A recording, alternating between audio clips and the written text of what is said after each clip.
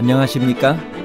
인생의 복잡한 문제들을 말씀으로 단칼에 해결해주는 김종근 목사의 쾌도 남마입니다.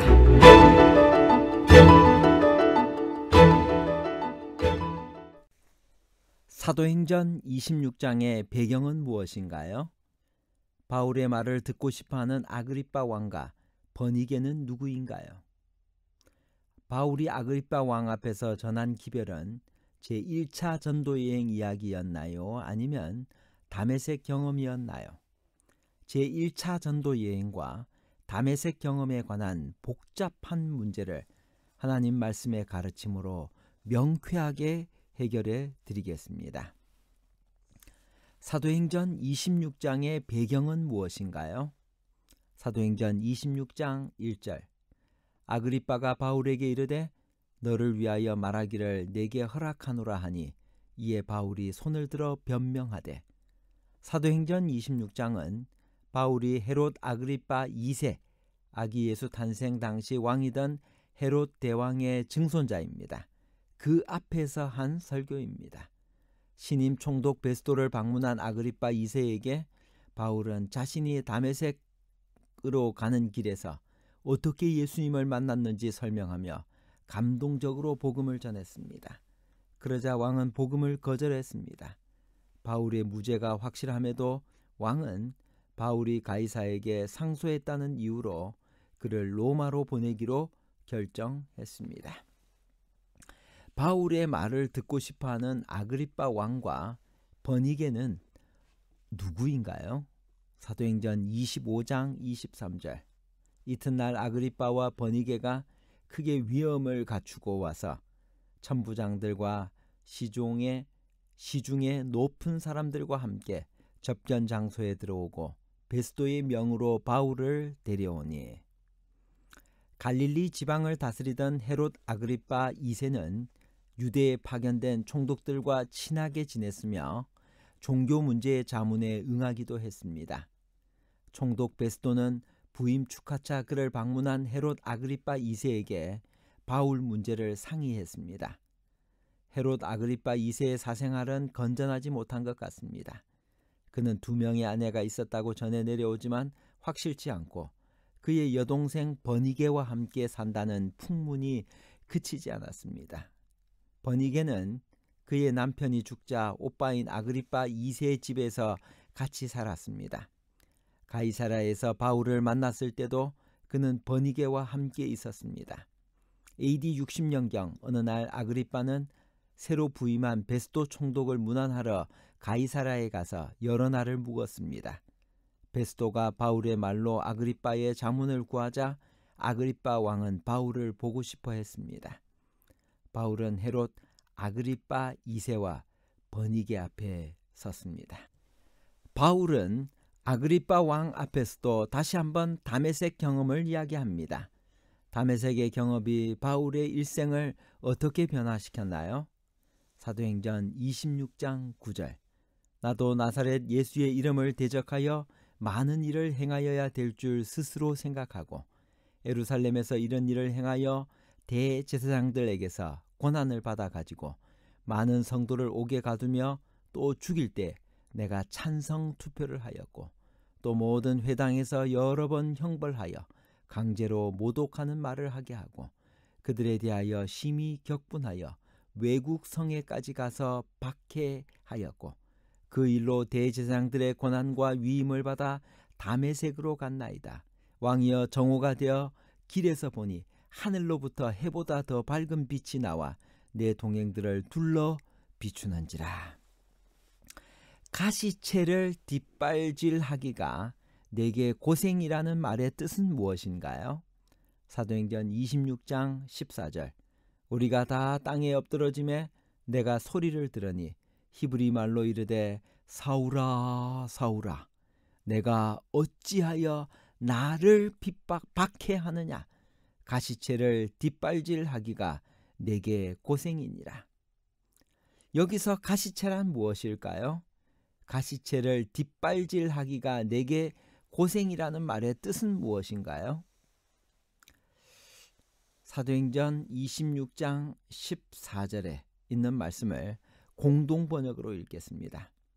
저희는 모두 땅에 엎드러졌습니다. 그리고 히브리 말로 사울아 사울아 왜 나를 박해하느냐, 가시 돋친 채찍에다 발길질을 하다가는 너만 다칠 뿐이다 하는 음성을 제가 들었습니다. 여기서 가시채란 신약 이곳에만 나오는데 헬라어로는 켄트라라고 합니다. 가시채는 끝에 뾰족한 쇠나 뼈를 박은 채찍을 가리킵니다. 이 가시채는 밭을 갈 때 소나 말을 잘 듣지 않으면 때리기 위한 것입니다. 만약 매를 맞은 소가 반항하여 뒷발질을 하면 할수록 더욱 심하게 찔리고 상하여 고통을 당하게 됩니다. 이 가시채는 가죽을 모는 데 쓴 뾰족한 막대기인데요. 길이가 약 2.7m입니다. 뾰족하게 된 한쪽 끝에 쇠붙이를 댔습니다. 가시채를 뒷발질하기가 내게 고생이라는 말은 소를 일시키는 때 가시 있는 채찍을 사용한 데서 온 말입니다. 소는 그것이 싫어서 뒷발로 찼습니다. 후에 사도가 된 사울에게 있어서 그리스도교를 박해하는 것은 바로 이 속담 그대로였습니다. 제게 싫다고 하여 사울은 그리스도교를 찼습니다. 그러나 그것은 결국 사울 자신을 상하게 했고 하나님께서 의도하심에 따라 그 방향으로 끌려가는 것밖에 되지 않았습니다. 사울은 그리스도교를 차고 있는 줄 알았는데 실은 하나님을 차는 어리석은 짓을 하고 있음이 분명해졌습니다. 사울은 자기 심령 속에 역사하시는 그리스도에게 거스려 그리스도인을 박해해왔던 것입니다. 그러므로 그것은 오래 계속될 수가 없는 일이었습니다. 주여 뉘시오니까 하는 사울의 물음에 대해 나는 내가 핍박하는 예수라는 대답이 되돌아왔습니다. 사도행전 26장 14절에 가시채란 주 예수 그리스도를 상징합니다. 사울은 비로소 그리스도의 거스리는 일임을 알고 그 편견과 투지에서 구원되어 참된 의미에서 그리스도에게 쓰임받는 그릇이 되므로 하나님으로 사는 자로 변화되었습니다. 스데반의 죽음을 목격한 바울이 스스로 잘못을 느끼고 번민하면서도 하나님의 뜻을 거스려 반대의 길을 가는 무모함과 어리석음을 꾸짖는 말씀으로 우리는 이 말씀을 이해합니다. 사도행적에서는 사울이 깨닫고 만난 예수에 관해 다음과 같이 말합니다. 이제 사울은 예수의 제자들을 박해함으로 실은 사탄의 일을 하고 있었다는 사실을 깨달았다. 정의와 의무에 대해 가졌던 그의 확신은 모두 제사장들과 관원들에 대한 맹신에 크게 기초되었음을 알았다. 그들이 부활의 이야기는 제자들이 교묘히 날조한 것이라고 그에게 말했을 때 사울은 그들의 말을 믿었다. 그런데 예수께서 지금 친히 나타나 서 계셨으므로 사울은 제자들의 주장이 진실함을 확신하게 되었다. 이 모든 것은 박해자에게 얼마나 놀라운 계시였던가. 이제 사울은 약속된 메시아가 나사렛 예수로서 이 땅에 오셨으며 그분은 자신이 구원하려 했던 사람들에게서 거절을 당하시고 십자가에 못 박히셨다는 사실을 분명히 알았다. 그는 또한 구주께서 무덤에서 의기양양하게 부활하시고 승천하신 것도 알았다. 이제 그리스도께서 친히 사울아 사울아 내가 어찌하여 나를 핍박하느냐고 말씀하셨다. 주여 뉘시오니까 라는 질문에 나는 내가 핍박하는 예수라고 대답하셨다. 그리스도께서는 여기에서 당신을 당신의 백성과 동일시하고 계신다.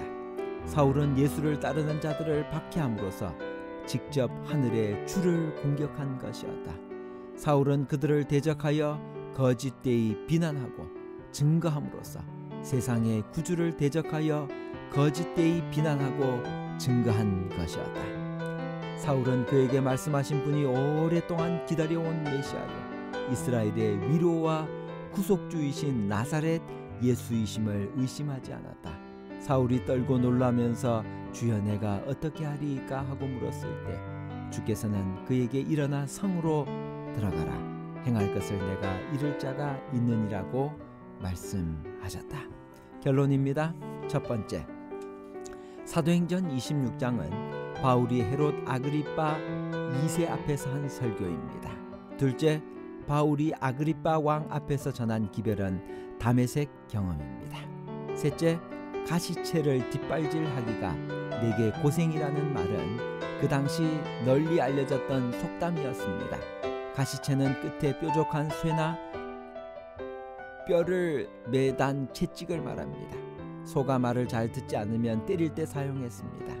사도행전 26장 14절의 가시채란 주 예수 그리스도를 상징합니다. 제게 싫다고 하여 사울은 그리스도교를 찾습니다. 그러나 그것은 결국 사울 자신을 상하게 했고 하나님을 찾는 예수 그리스도를 찾는 행위와 같았습니다. 사울은 자기 심령 속에 역사하시는 그리스도에 거스려 그리스도인을 박해해 왔던 것입니다. 감사합니다.